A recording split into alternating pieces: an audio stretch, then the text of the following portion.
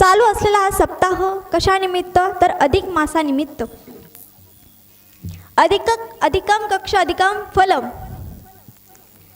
जेवढं आपण पुण्य करतो तेवढं चांगले.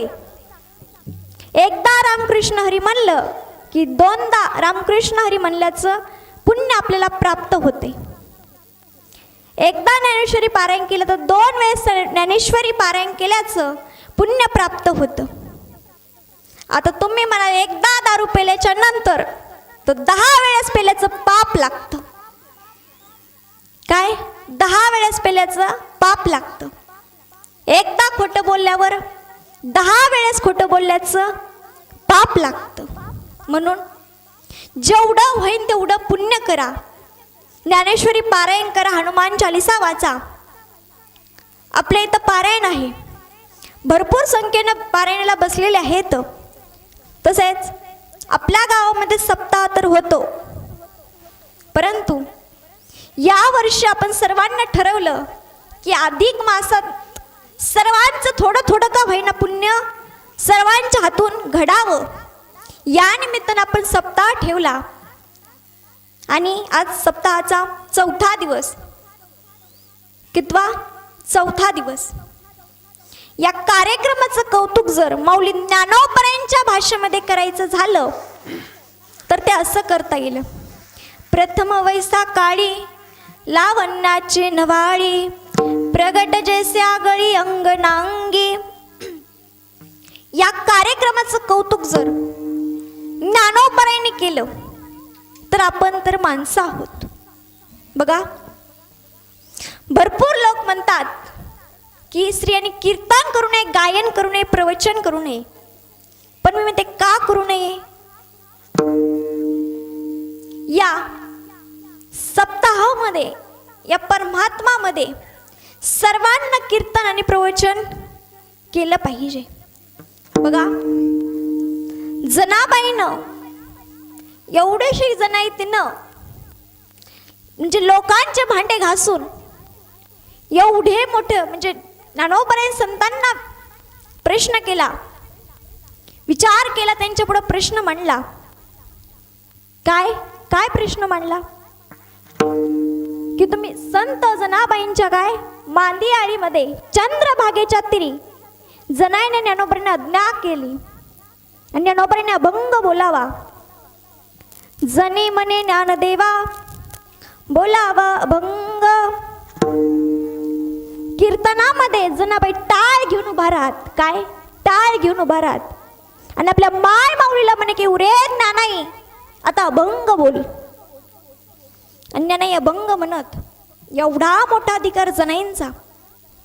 अहो, आपण जर कानोपात्राचं उदाहरण पाहिलं ना तर भगवंतावरती एवढी प्रबळ भक्ती होती, एवढी प्रबळ भक्ती होती की भगवंताला आपल्या शेजारी जागा द्यावी लागली. नोहे नोहे अगोदर दर्शन कानोपात्रांचे आणि मग भगवंताचे. आपण जर विचार केला, राधेच्या आणि मीराच्या चरित्राचा विचार केला तर लक्षात येईल. बघा, एक राजघराण्यातली आणि एक गवळ्याच्या घरची. मीरा राजघराण्यातली, राधा गवळ्याच्या घरची. परंतु ह्या दोघींचं माझ्या श्रीकृष्ण कन्हैयावरती एवढं प्रेम होतं, एवढं प्रेम होतं की श्रीकृष्ण कन्हैयाला दोघींच्याही घरी जावं लागलं. एक राधा एक मीरा दोनों ने चाहा शाम को, अंतर क्या बोलो एक प्रेम कहानी एक दशरथ दीवानी. दोनों का प्यार इतना था कि एक कन्हैया को मधुबन में ढूंढती है और एक मन में खोजती है. राधा ने मधुबन में ढूंढा और मीरा ने मन में पाया. आपण मदलसा नारी पाहिली असेल, गार्गी माता पाहिली असेल, कात्यायनी माता पाहिली असेल. अशा स्त्रियांना संप्रदायामध्ये अगळ स्थान दिलेलं आहे. आपल्याला माहित आहे माऊली ज्ञानोबरायांनी वारकरी संप्रदायाचा पाया रचला आणि जगद्गुरु तुकोबरायांनी कळस्थानी विराजमान झाले. कळसाचा वरचा ध्वज म्हणजे पताका झाल्या. बहिणा फडकती ध्वजा संत करत ती ओजा. या वारकरी संप्रदायाचा ध्वजा बहिणाबाई झाल्या. मला सांगायचं एवढंच आहे की या संप्रदायामध्ये स्त्रियांना फार महत्त्व आहे.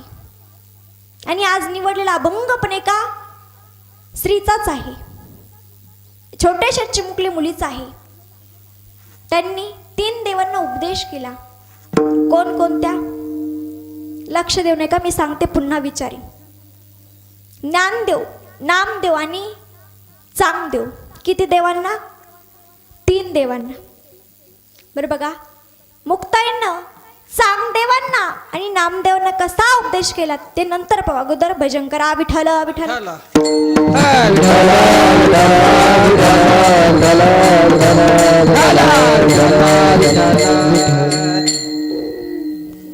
मुक्ताईंना ज्ञानोबांना कसा उपदेश केला ते आपण पाहू.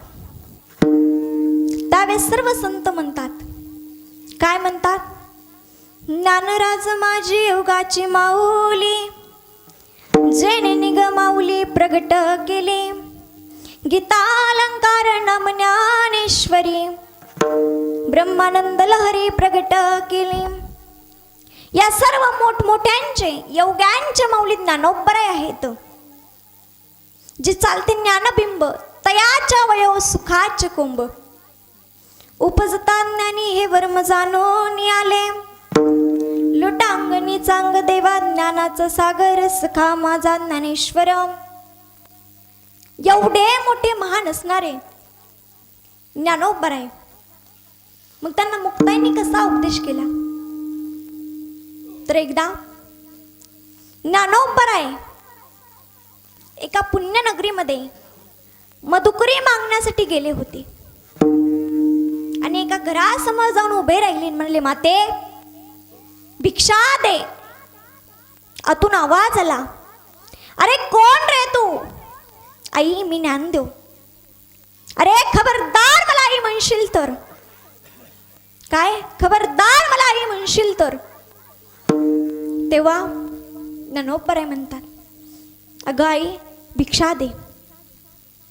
तेव्हा आतून आवाज येतो, अरे ज्ञान्या, तुला सांगितलं ना एकदा, तुला भिक्षा वगैरे काही मिळणार नाही. मग त्यावेळेस ज्ञानोबराय खाली मान घालतात आणि पुढे चालायला लागतात.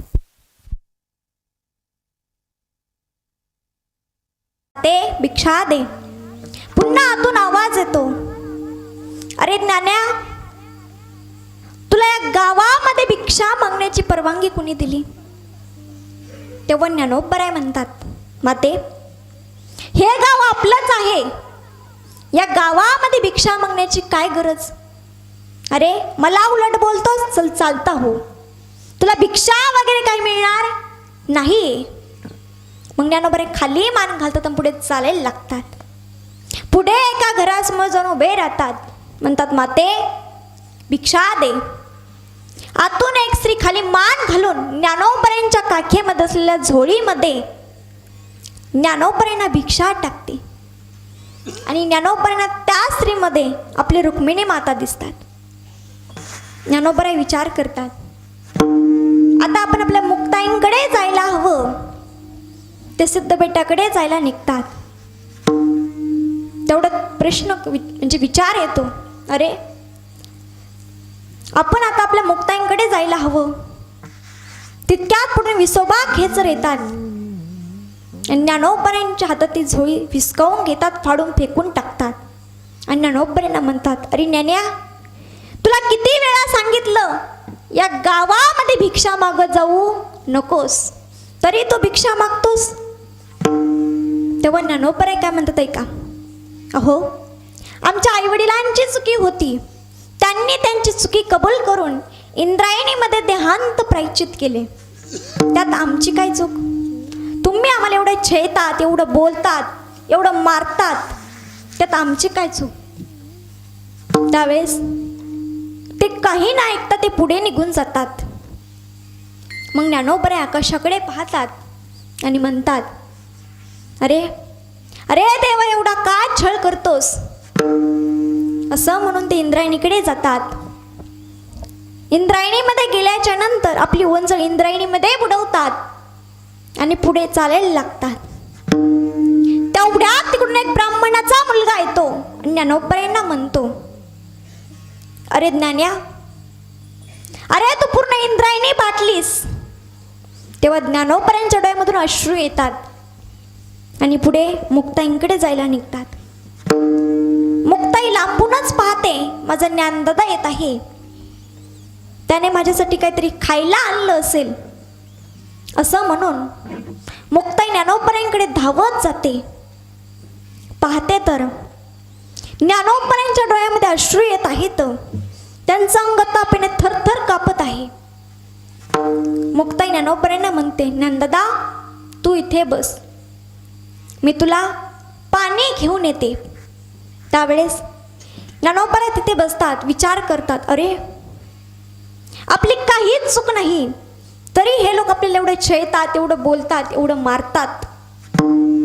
यांचा ना आपला काही संबंधच ठेवायचा नाही असं म्हणून ज्ञानोबराय आपल्या पर्णकुटीकडे जातात. आतून दरवाजाची कडी लावतात आणि ध्यानस्थ बसतात. तेवढ्यात मुक्ताई येते आणि ज्ञानोबरायांना आवाज लावते, अरे ज्ञानदादा, अरे ज्ञानदादा कोठे आहेस तू. त्यावेळेस मुक्ताईंचा आवाज ज्ञानोबराय ऐकत होते, परंतु त्यांना बोलण्याची इच्छा नव्हती. त्यावेळेस मुक्ताईंचे लक्ष पर्णकुटीकडे जाते आणि पाहते तर आतून दरवाजा लावलेला आहे. मग ती खिडकीतून डोकावून पाहते, ते ध्यानस्थ बसलेले आहेत. मुक्ताई ज्ञानोबरायांना म्हणते, अरे ज्ञानदादा, अरे काय झालं तुला, सांग ना. अरे ज्ञानदादा, या मूर्ख लोकांचं वाईट वाटून घेऊ नको. अरे त्यांना तुझी योग्यता समजली नाही. संत पदाला जर प्राप्त व्हायचं असेल तर जीवनामध्ये दया आणि क्षमा असायला पाहिजे. काय, दया आणि क्षमा असायला पाहिजे. अरे ज्ञानदादा, एखादा कीर्तनकार जर रोडने जात असेल आणि त्याला जर एखाद्या दारुड्याने शिव्या दिल्या तर तो कीर्तनकार म्हणेल, जाऊ द्या, दारुडाच आहे, त्याचं काय वाईट वाटून घ्यायचं. अरे ज्ञानदादा, अरे ते मूर्ख लोक आहेत, त्यांचं काय वाईट वाटून घ्यायचं. त्या लोकांचं काही वाईट वाटून घेऊ नको, ते मूर्ख लोक आहेत. विठ्ठल विठ्ठल.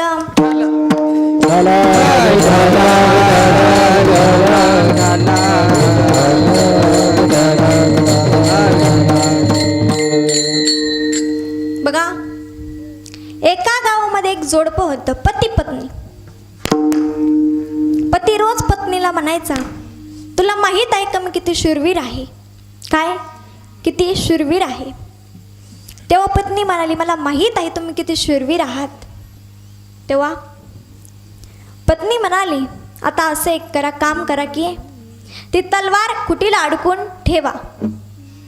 तेव्हा तो पती म्हणाला, अगं माझी चेष्टा करू नको, नाही तर तुला या तलवारीने मारीन. त्यावेळेस पत्नी म्हणाली, मला मारू रणांगणावर जा आणि 4-5 माणसाचे शिर कापून आणा. काय, शिर कापून आणा. गडी जरा रागीटच होता, चपळ होता. हा पळतच रणांगणावर गेला आणि 22 हात कापून आणले. काय, 22 हात कापून आणले आणि पत्नी पुढे ठेवले. त्यावेळेस पत्नी म्हणाली, अहो मी तुम्हाला काय सांगितलं होतं, मी तुम्हाला शिर कापून आणण्यासाठी सांगितलं होतं, तुम्ही काय आणले. त्यावेळेस तो पती म्हणाला, अगं मी जाण्याच्या अगोदर, काय, मी जाण्याच्या अगोदर कितीतरी शिर कापून नेले होते, म्हणून मी हातच आणले. विठ्ठल विठ्ठल.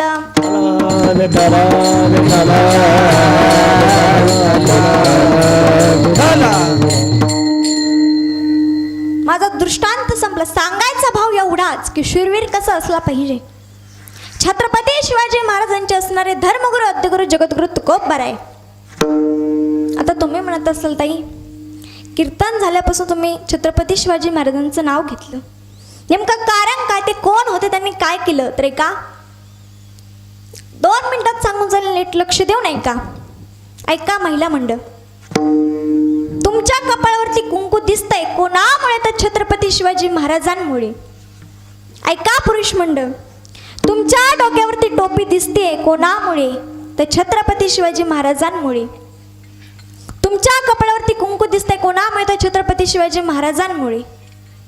मी इथं उभी आहे नारदाच्या गादीवर कोणामुळे? तर छत्रपती शिवाजी महाराजांमुळे. आज जर राजे घडले नसते तर मला अशी मागणी मागावी लागली असती. हुजूर, मैं आपके सामने कीर्तन करना चाहती हूँ, क्या कर सकती हूँ? अशी मागणी मला मागावी लागली असती. आपण म्हणतो राजे, राजे तुम्ही पुन्हा जन्माला या. प्रत्येक भाषणात, प्रत्येक व्याख्यानात, प्रत्येक कीर्तनात आपण म्हणतो राजे, राजे तुम्ही पुन्हा जन्माला या. अरे छत्रपती शिवाजी महाराज जन्माला येतील यात शंका नाही, पण त्या अगोदर तशी जिजाऊ घडली पाहिजे. आत्ताच्या जिजाऊ जर संध्याकाळी 8 वाजता मालिका बघायला बसल्या तर 12 वाजेपर्यंत उठत नाही. उठतात का? नाही. खरं बोलायचं, उठतात का? खोटं बोलल्यावर लय पाप लागतं ह्या महिन्यात. काय टीव्ही आहेत उलट मोठाले झालेत. काय टीव्या मोठाले निघालेत आता, आधी तरी छोटे होते. काय खरं आहे ना? उठतात का? नाही. शहाजी राजे तो चहा पिऊन जातो तरीही बिचारे उठत नाहीत. अरे केव्हा येतील छत्रपती शिवाजी महाराज आपल्या पोटी? छत्रपती शिवाजी महाराजांसारखा जर सात्विक मुलगा आपल्या जन्माला यावं असं वाटत असेल ना, तर एक वाक्य लक्षात ठेवा महिला मंडळ. मुलगा गर्भामध्ये असताना ज्ञानेश्वरी वाचायला घ्या छोटी. रामकृष्ण हरी म्हणा. स्वयंपाक बनवताना साधू संतांचे आशीर्वाद घ्या. तेव्हा कोट्यान कोटी छत्रपती शिवाजी महाराज येतील तुमच्या पोटी. म्हणून ज्यांना ज्यांना वाटतं की आपण खरंच स्वाभिमानानं अभिमानानं जगावं, मान वरती करून जगावं, तर तुम्हाला सुद्धा, तुम्हा सर्वांना माऊली ज्ञानोबारायांचे, जगद्गुरु तुकोबारायांचे आणि छत्रपती शिवाजी महाराजांच्या विचारांची गरज आहे. श्वर्य आणि चातुर्य म्हणतात कशाला? कशाला म्हणतात? राजाने जे स्वराज्य उभं केले तर ते कसं केले? त्यांच्या कष्टांची जाणीव आपल्याला असली पाहिजे. आम्ही जर कधी कधी कीर्तनामध्ये राजांचा इतिहास सांगायला गेलं की लोक आम्हाला सुद्धा प्रश्न करतात, ताई तुम्ही राजांचा इतिहास कीर्तनामध्ये सांगतात, तुमचे राजे का देव होते का? दादा, छत्रपती शिवाजी महाराज देव होते का माहीत नाही, परंतु राजांमुळे प्रत्येक मंदिरामध्ये देव आज जिवंत आहे. कोणामुळे? तर फक्त आणि फक्त राजांमुळे. एवढे उपकार राजांचे आपल्यावरती आहेत. तुम्ही इथं सर्व बसलेला आहात ना, मी इथं उभी आहे. कोणामुळे? तर फक्त आणि फक्त छत्रपती शिवाजी महाराजांमुळे. माझ्या जिजाऊची पुण्याई कशी आली व फळाला, माझ्या जिजाऊची पुण्याई कशी आली व फळाला, तो बापाचा बाप वाघ शुभा जन्माला, तो बापाचा बाप वाघ शुभा जन्माला, तो बापाचा बाप वाघ शुभा जन्माला,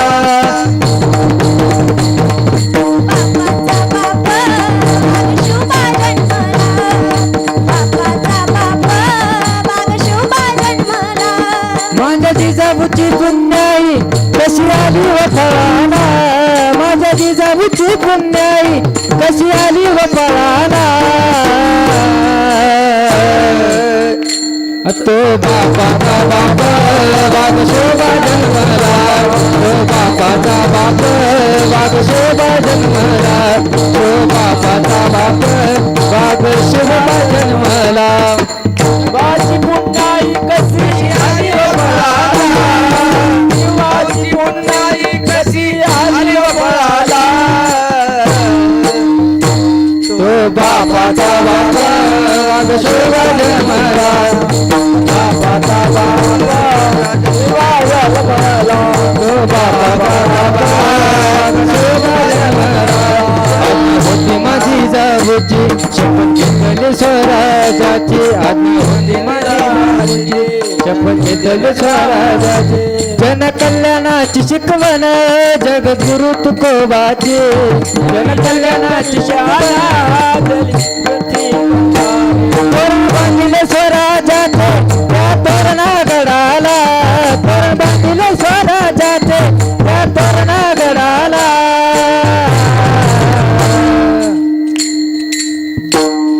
बापाचा बाप वाघशिवा जन्मला, तो बापाचा बाप वाघशिवा जन्मला, तो बापाचा बाप वाघशिवा जन्मला, तो बापाचा बाप शिवा जन्मला, तो बापाचा बाप वाघशिवा जन्मला, तो बापाचा बाप वाघशिवा, तो बापाचा बाप वाघशिवा जन्मला, तो बापाचा बाप वाघशिवा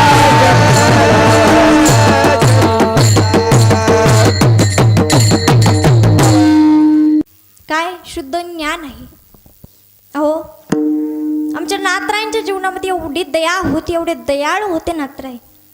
एकदा गंगेवरती स्नान करण्याकरता गेले आणि स्नान केल्याच्या नंतर तिथे त्यांना एक डुकराचे पिल्लू दिसले. काय? डुकराचे पिल्लू.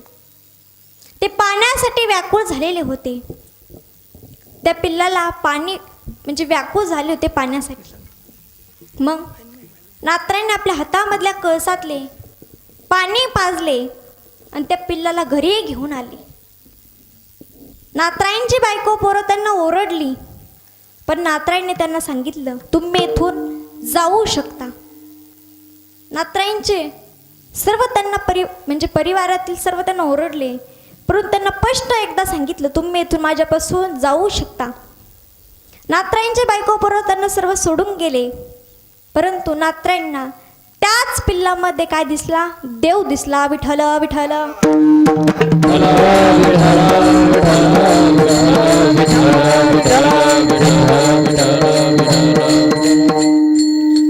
तसेच पुन्हा एकदा दुसरे संत महात्मे गंगेवरती गेले.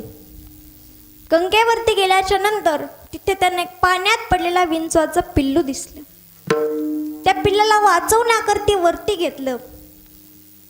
ते वरती घेतल्याच्या नंतर त्या विंचवाच्या पिल्लानं हाताला दंश केला, चावला. पुन्हा तो त्याने संत महात्म्याने हात झटकला. पुन्हा तो पिल्लू पाण्यामध्ये पडला. परत त्याला वाचवण्याचा प्रयत्न केला, परत त्याने दंश केला, परत हात झटकला, पुन्हा पाण्यात पडला. तसं करत करत 7-8 वेळा झालं. एक सद्गृहस्थ बसलेला होता. तो म्हणाला अहो दादा द्या त्याला सोडून, तो सारखा तुम्हाला चावण्याचा प्रयत्न करतोय आणि तुम्ही त्याला सारखा वाचवण्याचा प्रयत्न करतात, द्या त्याला सोडून. तेव्हा ते संत महात्मे म्हणाले अहो तो 50 ग्रॅमचा असून मला चावण्याचा सोडत नाही, तर मी त्याला वाचवण्याचा का सोडू? जीवनामध्ये दया आणि श्रम असायला हवी. ज्या द्रौपदीचे अवस्थामाने 5 मुले मारली, किती? 5. तर ही द्रौपदीने माफ केले. एकदा प्रोपोल युगामध्ये पांडवांनी असं एक महल तयार केलं होतं. त्या महलामध्ये जिथे पाणी होतं तिथे फरशी दिसत होती आणि जिथे फरशी आहे तिथं पाणी दिसत होतं. दुर्योधन आपल्या गुरूंकडून विज्ञान शिकून हस्तिनापूर नगरीमध्ये आला आणि त्याने सर्व पाहिल्याच्या नंतर तो तिथे आला. त्याला पाणी दिसले, तो आपले धोतर वरती करून चालू लागला.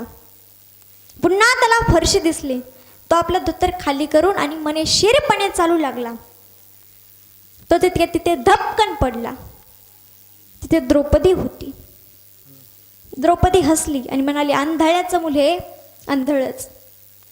दुर्योधन खूप चिडला, त्याला राग आला. तो म्हणाला या द्रौपदीला मी सर्वांपणे काय करणार? ठार करणार, नाहीतर मारणार. त्यावेळेस मग नंतर पांडवामध्ये आणि कैरवामध्ये भरपूर युद्ध झालं. पांडव हरले गेले आणि कैरव जिंकले गेले. त्यावेळेस पांडवाचे सर्व धन संपत्ती पूर्ण गेलं, फक्त द्रौपदी माता राहिल्या. त्यावेळेस दुर्योधनाने दुःख शासनाला सांगितले अरे जा त्या द्रौपदीला घेऊन ये, स्वच्छ कर. त्यावेळेस दुर्योधन तिथे गेला आणि द्रौपदीच्या केसाला धरून महलामध्ये घेऊन आला. त्यावेळेस द्रौपदी सर्वांकडे पाहत होती, कोणी माझी रक्षा करेल, कोणी मला संकटातून वाचवेल. आपल्या पांडवांकडे पाहिलं, त्यांनी आपल्या मना खाली केल्या. आपल्या मुलांकडे त्यांनी आपल्या मना खाली केल्या. मग शेवटी द्रौपदीने आपल्या श्रीकृष्ण कन्हैयाला आवाज दिला, कोठे गुंतलासे दोरकेच्या राया, वेळ काळ सखया लाविल्या. तेव्हा श्रीकृष्ण कन्हैयाने द्रौपदीची रक्षा केली. पुन्हा पांडवामध्ये आणि कैरवामध्ये भरपूर युद्ध झालं. मग पांडव जिंकले आणि कैरव हारले गेले. एकही कैरव जिवंत नव्हता, सारे मरण पावले. फक्त दुर्योधन जिवंत होता. त्याच्याही अंगातून तीळ तीळ रक्त वाहत होतं. तिथे अश्वत्थामाला आणि म्हणाला, अरे दुर्योधना, अरे मित्रा, अरे काय झालंय तुझे हाल, कोणी केलं असं सारं, काय झालं बघ ना तुझी अवस्था. त्यावेळेस दुर्योधन म्हणतो, अरे मित्रा, तू माझं एक काम कर. काय काम कर? की एकही पांडवाला सोडू नको, सर्व पांडवांना मारून तू माझ्याकडे घेऊन ये. काय? सर्व पांडवांना मारून माझ्याकडे घेऊन ये. मग दुर्योधन तसं म्हणल्याच्या नंतर दुःखशासनाला विचार पडला, अरे एवढा मोठा दुर्योधन, त्यालाही पांडवाने मारले, मग आपण काय, त्याच्या पुढं कोणती काय आहे आपण. पण प्रयत्न करू. काय? प्रयत्न करू. मित्रासाठी काही करू शकतो. बघा, मित्र मळका असावा पण जळका नसावा. काय? मित्र मळका असावा पण जळका नसावा. मित्र छोटा असावा पण खोटा नसावा. मित्र सोबत घेऊन चालणारा असावा, पाठीमागे ओढणारा नसावा. मित्र एकच असावा पण जीवाला जीव देणारा असावा. काय? जीवाला जीव देणारा असावा. नाही तर अशा मैत्रीत काही नाही. तसं बघा, मग दुर्योधना दुःखशासनाला सर्व सांगितलं. मग दुर्योधना म्हणला, असं कर तसं कर. मग दुःखशासन पुढे गेला. त्यांनी विचार केला, रात्री 5 पांडव एकाच झोपडीमध्ये झोपतात, त्यावेळेस आपण त्यांना मारू. पण हे सर्व श्रीकृष्ण कन्हैयाला समजले. मग श्रीकृष्ण कन्हैयांनी 5 पांडवाला आपल्याकडे झोपायला बोलवले, म्हणजे आनंद साजरा करायला बोलवलं. मग रात्र झाली. अश्वत्थामा तिथे आला. पाहिलं, त्या झोपडीमध्ये 5 पांडव झोपलेले होते. 5 पांडवाला मारले आणि आपल्या मित्राकडे, म्हणजे आपल्या दुर्योधनाकडे घेऊन गेला. आणि मित्राला म्हणाला, मित्रा, अरे दुर्योधना, बघ मी 5 पांडवाला मारून घेऊन आलोय. त्यावेळेस दुर्योधनाने एक मुंडक घेतले, फोडून पाहिले तर ते लगेच फुटले. त्याला लगेच समजले, हे पांडव नाहीत. पांडव एवढ्या हलक्यामध्ये घेण्यासारखे नव्हते. मग दुसरा घेतो, उजाड लावतो, उजाडात पाहतो तर दादा हो माता माऊल्या हो, ते पांडव नव्हते. पांडवाची 5 मुले होती. त्या क्षणी दुर्योधन आपला प्राण सोडतो. सकाळ होते. द्रौपदी माता पळतच येतात. पाहतात तर आपल्या मुलाचे शिर नाही. तर द्रौपदी माता रडतात, म्हणतात, ज्याने माझ्या द्रौपदीला त्रास दिला मी त्याला जिवंत सोडणार नाही. अर्जुन श्रीकृष्ण कन्हैयाला म्हणतात, चलो साथी, मुझे पता है मेरे 5 बेटों को किसने मारा है, उस अश्वत्थामा ने, चलो. अर्जुन आणि श्रीकृष्ण कन्हैया त्याचा पाठलाग करतात, पुढे निघतात. निघल्याच्या नंतर तिथे अश्वत्थामाला पकडतात, मारणारच. की श्रीकृष्ण कन्हैया अर्जुनला म्हणतात, अर्जुना, अरे याला द्रौपदीकडे घेऊन चल. द्रौपदीच्या याने 5 मुले मारली, द्रौपदीला एवढा त्रास दिला, त्या द्रौपदीकडे याला घेऊन चल. मग द्रौपदीकडे त्याला घेऊन जातात. अर्जुन द्रौपदीला म्हणतो, अगं द्रौपदी, अगं सांग याला कसं मारू, याने तुझ्या 5 मुले मारलीत, एवढा त्रास दिलाय, अगं सांग याला कसं मारू. तेव्हा द्रौपदी काय म्हणते ऐका महिला मंडळ, स्वामी याला मारू नका, मला माहीत आहे पुत्र मेल्याच्या नंतर आईला किती दुःख होतं. पुत्र मेल्याच्या नंतर फक्त एका आईलाच दुःख होतं, हे मला ठाऊक आहे, हे मला माहीत आहे. म्हणून याला मारू नका, द्या त्याला सोडून. बघा माता माऊल्या हो, एवढी जीवनामध्ये दया आणि श्रम असायला पाहिजे, तरच संत पदला प्राप्त होतो. तेच मुक्ताभंगाच्या द्वितीय चरण सांगतात. लोभ अंता न ये मना मना, लोभ अंता न ये मना, लोभ अंता न ये मना, लोभ अंता न ये मना, मना लोभ अंता न ये मना, मना लोभ अंता न ये मना, लोभ अंता न ये मना, लोभ अंता न ये मना. ये जगी विरक्त तोची जाना, जगी विरक्त तोची जाना, लोभ अंता न ये मना, मना लोभ अंता न ये मना. लोभी अंगारता मना, जगी विरक्त तोची जाना,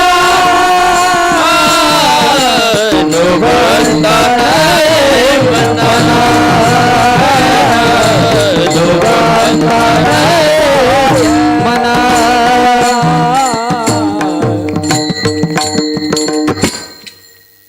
लोभ हंता नये मना, जगी विरक्त तोची जाना. जीवनामध्ये लोभ आणि अहंकार नसेल तर संत पदाला प्राप्त होतो. संत श्रेष्ठ जगदवंदने तुकोबरायांना एकदा शिवाजी महाराजांना धन पाठवलं, पण त्यांनी ते धन साकारलं नाही. ते म्हणाले, आम्हाला या धनाचा उपयोग नाही. तुम्हाला जर वाटत असेल आम्ही सुखी व्हावं तर विठ्ठलाचं नाम मुखी ठेवा. आम्ही जने सुखी विठ्ठल विठ्ठल मुखी. अहो, आम्ही याने सुखी आहोत जेव्हा विठ्ठल हे नाम मुखी असेल. त्यावेळेस जगद्गुरु तुकोबराय संत पदाला प्राप्त झाले होते. तेव्हा ते मीरांच्या घरी गेले, मंबांजींच्या घरी गेले आणि तिथे गेल्याच्या नंतर मंबांजी स्वामींना तुकोबरायांना काट्याच्या फोकाने मारले, काट्याच्या फोकाने मारले. तर ही तुकोबराय रात्री मंबांजी स्वामींच्या घरी गेल्याच्या नंतर त्यांचे हातपाय दाबले. एवढी दया क्षमा जीवनामध्ये असायला हवी. दया क्षमा ज्याचे अंगी. अहो, मीराजींना कसला लोभ नव्हता, कसलाच अहंकार नव्हता, कसलाच अहंकार नव्हता. गळ्यामध्ये विरा धारण केला, पायामध्ये पैंजण धारण केले आणि गाऊ लागल्या, दीवाने बन जाऊंगी मैं, दीवाने बन जाऊंगी. तेव्हा मीराजींच्या वडील राणाजी म्हणाले, अगं मीरा, अगं सोड त्या श्रीकृष्ण कन्हैयाचा नाद. अगं आपण सावकार आहोत, अगं तू राजघरातली वंश आहे, तुला हे शोभत नाही. त्यावेळेस मीराजी म्हणतात, मी नाही सोडणार माझ्या कृष्णाचा नाद. त्यावेळेस मीराजींची आई मीराजींना समजावून सांगते, अगं मीरा, सोड त्या कृष्णाचा नाद. तरी मीराजी नाद सोडत नाही आणि भजन करतात. श्री कृष्ण गोविंद हरे मुरारी, ए नाथ नारायण वासुदेवा. श्री कृष्ण गोविंद हरे मुरारी, हे नाथ नारायण वासुदेवा. हरे मुरारी, हे नाथ नारायण वासुदेव.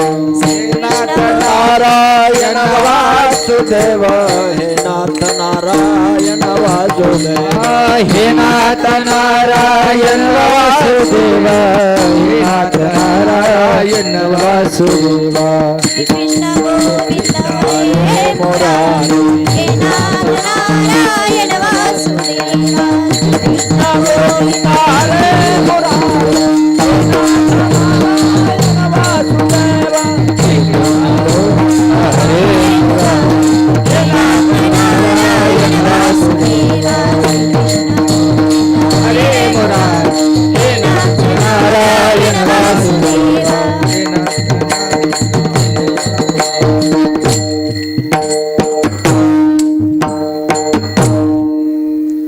तरी मीराजी कृष्णाचं नाद सोडत नाही. मग मीराजींना सर्व संपत्तीतून बेदखल केलं जातं. तरी मीराजींना कसलाच लोभ नव्हता, कसलाच गर्व नव्हता. आपल्याकडे थोडी प्रॉपर्टी आली, थोडा बंगला आला, थोडं पद आलं, थोडी काहीतरी आलं की आपल्याला गर्व येतो, मान येतो, लोभ येतो. पण त्या मीराजींना कसलाच लोभ नव्हता, कसलाच गर्व नव्हता. काय? कसलाच गर्व नव्हता. बघा, एखाद्यानं घर बांधलं, त्या घराच्या पूजेला बोलवलं तर जायचं, नाही बोललं तर राहिलं. पण मागं कशाला म्हणायचं? काय? व्याजाने काढले असेल, नाहीतर पाहुण्या रावळ्या करून गोळा करून बांधलं असेल. बरं, एखाद्याने गाडी घेतली, पूजेला बोलवलं तर जायचं, पेढे खायचे, वापस यायचं. नाही बोललं तर नाही जायचं, घरी बसायचं. पण पंचती कशाला करायच्या? नाही करायच्या नाही. जाऊ दे, भाड्यानेच आणली असेल, हप्त्यावरच आणली असेल, नाही सेकंडच असेल, हां, नाही तर सप्त्यावरच आणली असेल. कशाला पंचती करायची? कशी का आणणं? तुला काय करायचंय? काय करायचं तुला? कशी का आणणं? तसं म्हणजे मागं निंदा चर्चा नसायला पाहिजे. आणि निंदा ही असायलाच हवी. काय? निंदा ही असायला हवी. त्याशिवाय माणसाची प्रगती होत नाही. दोन तरी लोक आपल्याला मागं नाव ठेवणारे असायला हवेत. दोन तरी, चार नाही, दोन तरी असले तरी बास. आणि निंदा और चर्चा उसी की होती है, वो जिंदा होता है. जिवंत माणसाचीच निंदा आणि चर्चा होती. देवाला गेलं तर घरचं म्हणजे शेजारी पाजाऱ्या गावातलं काढायचं. तुम्ही देवाला कशाला गेला? दर्शनाकरिता. कशाला? दर्शनाकरिता, देवाला भेटण्याकरिता, त्याचं नामस्मरण करण्याकरिता. पण तिथं गेल्याच्या नंतर काय करतो? ती तुला अशी म्हणली होती. काय? ती तुला अशी म्हणली होती त्या दिवशी. बरं जाऊ दे, मी सांगते, पण तू नको म्हणू, तीच म्हणली होती. काय? तू नको म्हणू, ती म्हणली होती. फक्त म्हणायचं मला समजलं होतं, मी त्या दिवशी आलते तिथं आणि मी ऐकलं. काय? मी ऐकलं. असं म्हणतात ना, भीतीला सुद्धा कानं असतात. भीतीला नसतात, माणसालाच असतात. भीतीला नसतात. बरं, असो, निंदा आणि चर्चा नसायला हवी. बरं, असली तरी आपली प्रगती होते आणि नसली तरी प्रगती होते. बघा, काय चालू होतं आपलं विषय? काय चालू होता?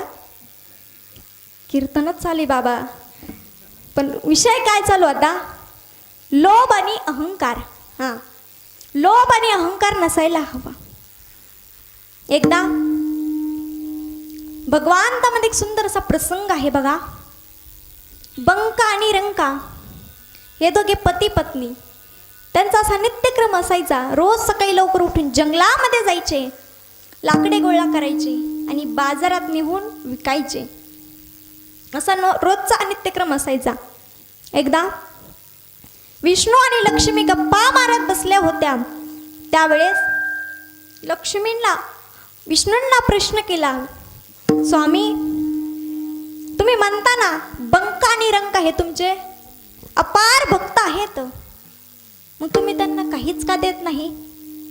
त्यावेळेस विष्णू म्हणाले, अगं मी देतो, पण ते घेत नाहीत. बरं जाऊ द्या, आपण त्यांची आज परीक्षा घेऊन पाहू असे म्हणाले. आणि जोरदार पाऊस पडला. भरपूर पाऊस पडला, इकडे घराच्या बाहेर पडता येईना, रात्रभर पाऊस चालू. मग यांना काय घराच्या बाहेर निघता येईना, मग काय म्हणतात लाकडं गोळा करून ते बाजारात विकायला न्यायचे ना आपले पोट भरायचे. मग ते आज काय करणार, बाहेर निघता येईना म्हणल्यावर ते लाकडे कसे गोळा करतील, आपलं पोट कसे भरतील, हा सर्व प्रश्न पडला. परंतु ते नामस्मरण करीत राहिले. आपण एकदा नामस्मरण करू. नारायण नारायण नारायण नारायण नारायण नारायण नारायण श्रीमन्नारायण नारायण नारायण